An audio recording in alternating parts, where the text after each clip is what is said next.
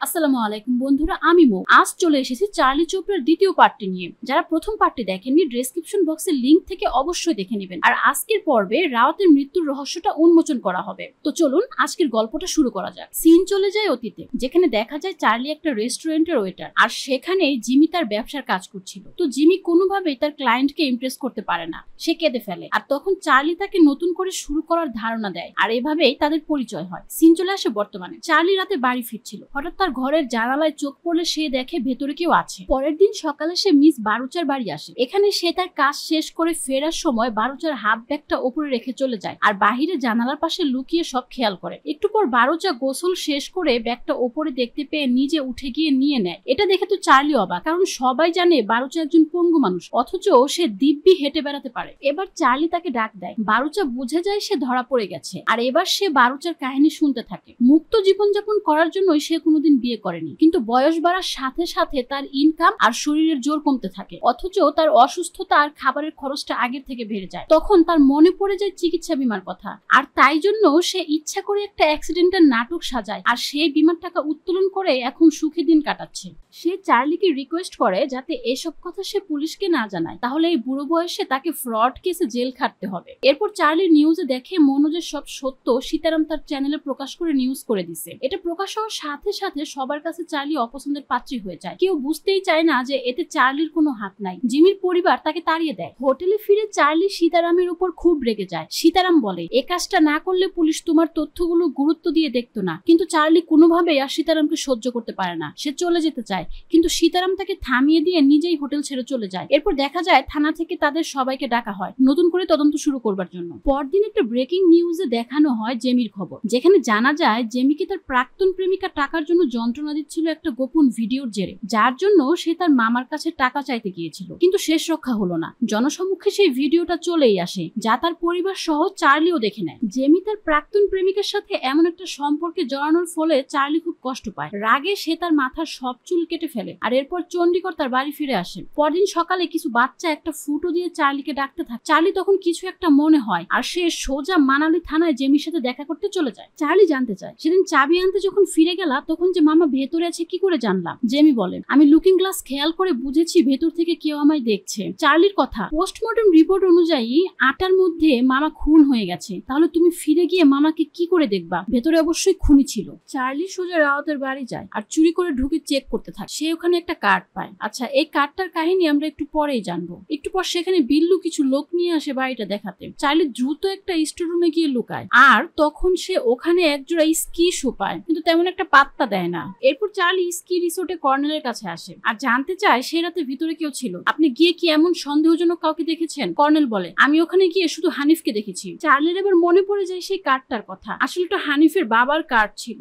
সে একজন বাংলাদেশি রিফিউজি ছিল, যা এখানকার পুলিশ জানতে পারলে তার সমস্যা হতো। এখন প্রশ্ন হচ্ছে সেই কার্ড রাওয়াতের বাড়ি গেল কি করে? হানিফ বলে, সাহেবকে আমি মারিনি, সাহেব আমার কাছে বৃক্ষের মতো ছিল, আর আমি যে বাংলাদেশি রিফিউজি ছিলাম এটা আমি নিজে সাহেবকে বলেছিলাম, যাতে পুলিশ ঝামেলা করলে সে ফেসে না যায়। কিন্তু সব শুনে সাহেব আমার উপর রাগ করেনি, বরং আমাকে আশ্রয় দিচ্ছে। চার্লি যাওয়ার সময় জানতে চায় রাওয়াতের জুতো পাওয়া গেছে কিনা। হানিফ না বলে। রাতে চার্লি ঘুমাতে যায়। চার্লির জানালার দরজাটা হালকা খোলা থাকলেও কেউ একজন এসে বাহির থেকে জানালাটা লাগিয়ে দেয়, যার ফলে ফায়ার ক্যাম্প ঘরের সব অক্সিজেন শুষে নিতে থাকে। তিন চলে আসে পেছনে, আর এখানে দেখানো হয় ছোট চার্লি আর তার মা, যেখানে চার্লির মায়ের হাতে সেই সিগারেটটা, যেটা সীতারাম খেতে চেয়েছিল বলে চার্লি খুব রেগে গেছিল, কারণ এই সিগারেটটা তার মায়ের ছিল, যেটা সে খুব যত্ন করে রেখে দিছে। চার্লির মাও একজন প্রাইভেট ডিটেকটিভ ছিল। তো চার্লি আর তার মা একটা কেস নিয়ে কথা বলছিল। চার্লির মা দৌড়ে সামনে যায় একটা পরীক্ষা করতে, তখন একটা বড় গাড়ি আসে আর তার মাকে নিয়ে চলে যায়, আর এরপর সে তার মাকে কোনোদিন দেখেনি। সিন চলে আসে বর্তমানে। দেখা যায় চার্লি হাসপাতালে ভর্তি, অর্থাৎ সারা রাত আগুন অক্সিজেন টেনে নেওয়ার ফলে চার্লির মরার হাল হয়েছিল। সকালে মোহন তাকে বাঁচিয়ে এখানে নিয়ে আসে।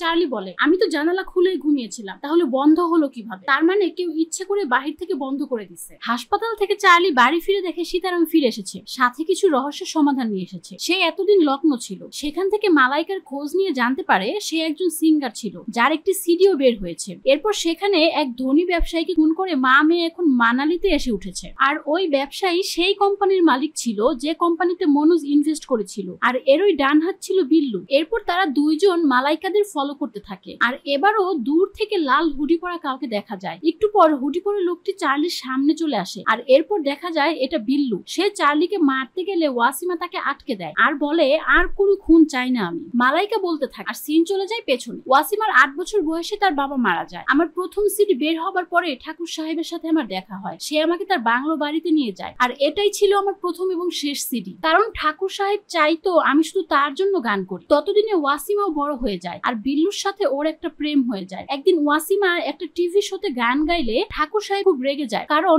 এখন তার নজর আমাকে ছেড়ে ওয়াসিমার উপর ছিল। রাতে এসে সে ওয়াসিমাকে খুব মারতে থাকে। ওকে বাঁচানোর জন্য সাহেবকে থামাতে গেলে অ্যাক্সিডেন্টলি সে মারা যায়। তখন বিল্লু এসে আমাদের ওখান থেকে সরাই দেয়। সিন চলে আসে বর্তমানে। বিল্লু বলে ওদের অন্য দেশে পাঠানোর জন্য আমার অনেক টাকার প্রয়োজন ছিল, কিন্তু মামা ওই বিদেশি মেয়ের খপ্পরে পড়ে সব বেঁচে দিচ্ছিল। তাই ওই রাতে আমি মামাকে মারতে এসেছিলাম, কিন্তু এসে দেখি আমার আগেও কেউ অলরেডি মেরে দিচ্ছে। তার মানে বিল্লু ও রাওয়াতকে মারে নাই। এরপর জানা যায় ওয়াসিমা স্ক্রোনোফেনিয়ার পেশেন্ট, অর্থাৎ যে কোনো কল্পনাকে বাস্তব মনে করে তেমন আচরণ করে। আর এই পেশেন্টকে বাহির থেকে অন্য কেউ কন্ট্রোল করতে পারে। আর এই তথ্য চার্লি সেই প্রেসক্রিপশনের ছবি নিয়ে খুঁজে বের করেছে। চার্লি ওয়াসিমার ওষুধগুলো নিয়ে আসে টেস্ট করবার জন্য, কারণ নিয়মিত ওষুধ খেলে তার এই সমস্যাটা থাকার কথা নয়। এদিকে নারায়ণ ফল হাতে চার্লির বাড়ি আসে, কারণ এতদিনে সে বুঝতে পেরেছে চার্লি ঠিক রাস্তায় হাঁটছে। চার্লিও সেই সুযোগে ওয়াসিমার ওষুধগুলো তাকে দেয় দ্রুত টেস্ট করবার জন্য। চার্লি সীতারামের সাথে কথা বলছিল, সামনে একজন ইস্কি করছিল। সেটা দেখে তার কিছু একটা মনে হয় আর সে দৌড়ে রাওয়াতের বাড়ি যায়। চার্লি স্টোর রুমে এসে তার দেখা সেদিনের ইস্কি শুটার কাছে যায়, কিন্তু সেখানে আর জুতোটা পায় না, অর্থাৎ জুতোটা কেউ সরাই ফেলছে।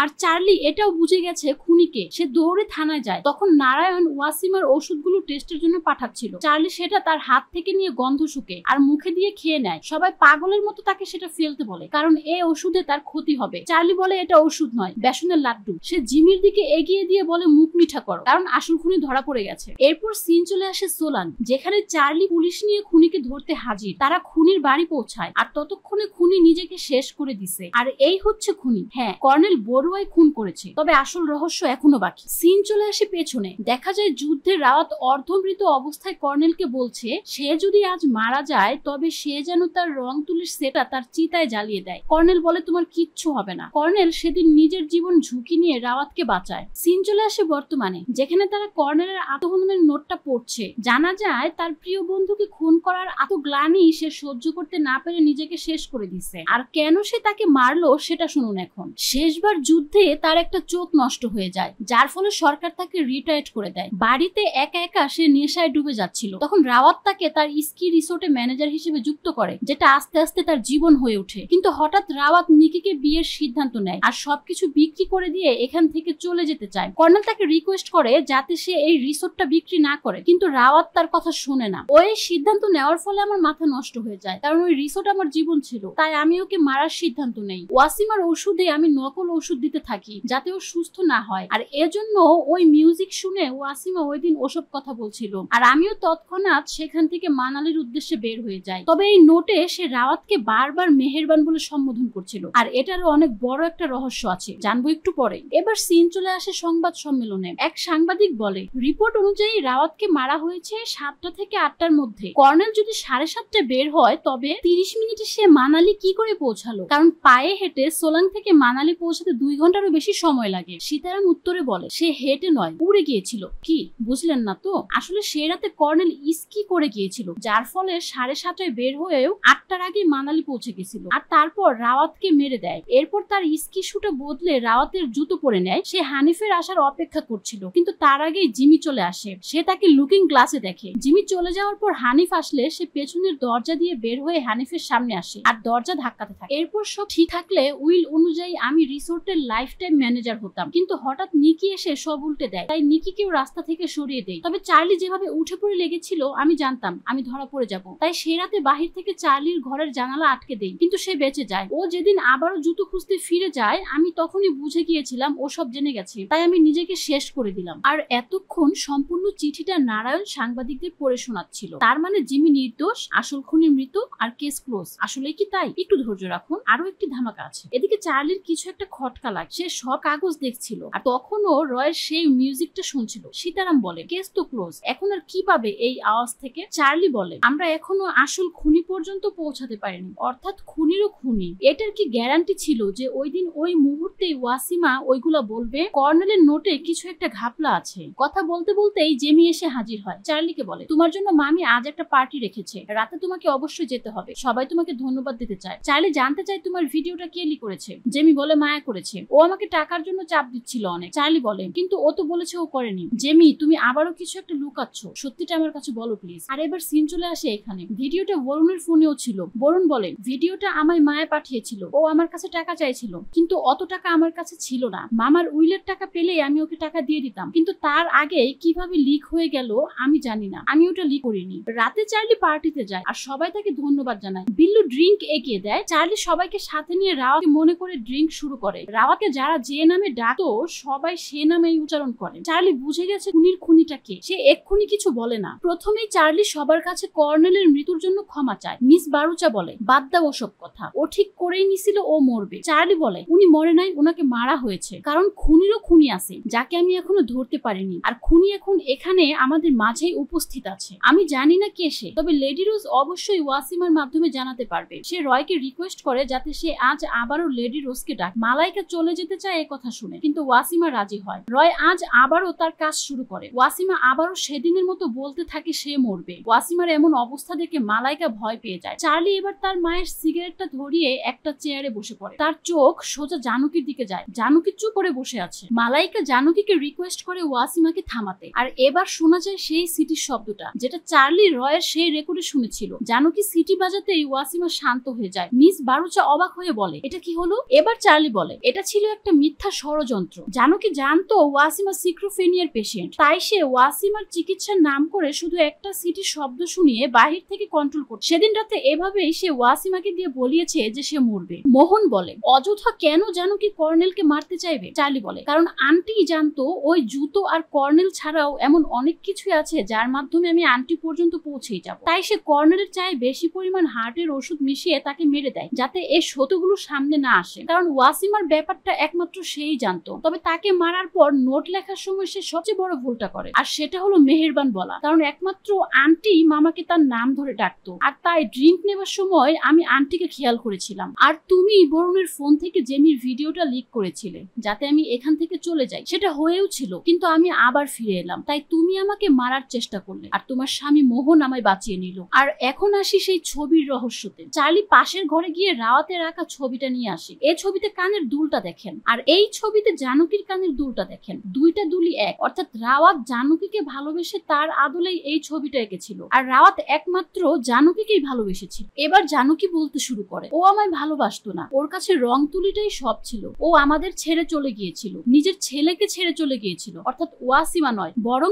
বরুণ রাওয়াতের ছেলে ছিল। জানুকি বলতে থাকে, খুনি ও ছিল, আমি নই। ও দুইবার আমাকে মেরে ফেলতে চেয়েছিল। প্রথমবার আমি ভয় পেয়ে সারেন্ডার করি, আর দ্বিতীয়বার 20 বছরের একটা মেয়ের প্রেমে পড়ে। অর্থাৎ জানুকি নিকির কথা বলছিল। সিন চলে যায় পেছনে, দেখানো হয় সেই ছবি আঁকার দিনটা। রাওয়াত খুব ভালো ছবি আঁকে, আর জানুকি ছিল তার মডেল। আস্তে আস্তে তাদের মধ্যে একটা সম্পর্ক তৈরি হয়। জানুকি প্রেগনেন্ট হয়ে যায়। বিষয়টা রাওয়াত জানতে পারলে বাচ্চাটা নষ্ট করে দিতে বলে, কারণ সে এখন বিয়ে করতে পারবে না। কিন্তু জানুকি বাচ্চাটা চাইছিল, তাই রাগ করে সে রাওয়াতের ছোট ভাই মোহনকে বিয়ে করে নেয়। এসব কথা শুনে মোহন উঠে চলে যায়। জানুকি বরুণকে ধরে কাঁদতে থাকে। সিন চলে আসে আবার পেছনে। জানুকির বিয়ের পর রাওয়াত তার আঁকা ছবিগুলো পুড়িয়ে ফেলে আর আর্মিতে জয়েন করে সেখান থেকে চলে যায়। এরপর বরুণ জন্ম নেয়, কিন্তু বড় হয়ে বরুণ রাওয়াতের মতো আর্মি জয়েন করে, আর একটা অ্যাক্সিডেন্টে তার 2টা কিডনি ড্যামেজ হয়ে যায়। আর এরপর আমাকে আবার রাওয়াতের দ্বারস্থ হতে হলো বরুণের চিকিৎসার জন্য। রাওয়াত টাকা দিত ঠিকই, কিন্তু নিজের ছেলের কথা ভেবে নয়, ভিকার মতো টাকা দিত। বরুণের চিকিৎসার জন্য 1 কোটি টাকা লাগতো। সেই টাকা চাইতে গেলে রাওয়াত নিকির কাছে অনুমতি নিতে চায়, আর সব বিক্রি করে ওই বাচ্চা মেয়েটার সাথে চলে যেতে চাইছিল। তাই আমিও বরুণের প্রাপ্য অধিকার বুঝে নিতে চাইছিলাম। বরুণকে বাঁচানোর জন্য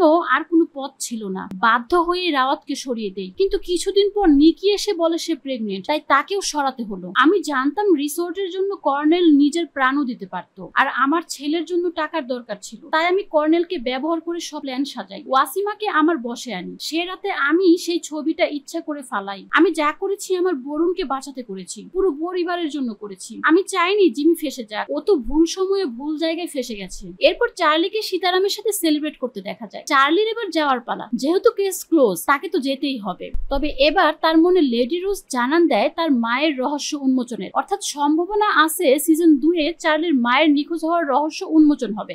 সেদিন ওই গাড়িতে কে ছিল, চার্লির মা এখন কোথায় আছে, এই প্রশ্নগুলোর উত্তর আছে সিজন 2 এ, যা এখনো রিলিজ হয়নি। তো আজকের ভিডিওটা কেমন লাগলো অবশ্যই জানাবেন, ভালো লাগলে একটা সাবস্ক্রাইব করতে ভুলবেন না। আজ বিদায় নিচ্ছি, ধন্যবাদ সবাইকে, আল্লাহ হাফেজ।